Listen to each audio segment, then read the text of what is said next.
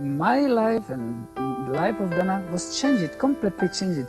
I was like inspiration for Dana, and Dana also was inspiration for me. And after victory ceremony, I went with my gold medal, and Dana says, "Oh, you won! It is wonderful. Where is your gold medal?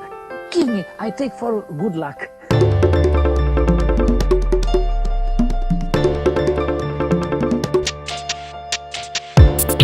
Donc l'aventure a débuté le 24 juin 2006 avec un document tout à fait surprenant.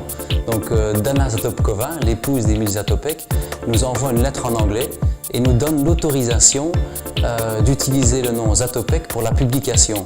Et donc sur ce courrier, il faut voir ça, c'est quelque chose d'assez exceptionnel. Il y a un timbre, et ce timbre n'est pas n'importe lequel, c'est un timbre à l'effigie de son mari. Et donc quelque part, on peut dire que l'histoire était déjà belle à son début.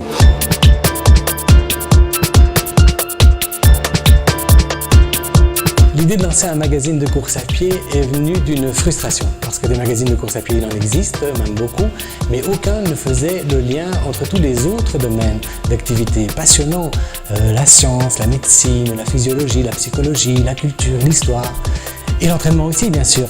Et le fait d'avoir le site dans la continuité du magazine nous permet d'offrir des avantages aux lecteurs, comme par exemple des programmes d'entraînement parfaitement personnalisés.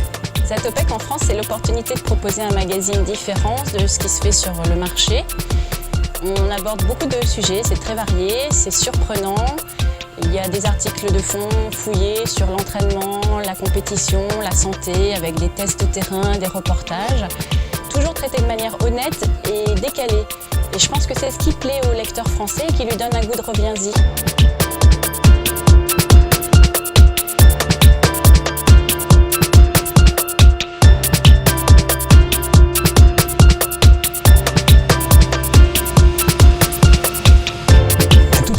De fabrication du magazine, on a essayé aussi de porter les choix les plus respectueux de l'environnement.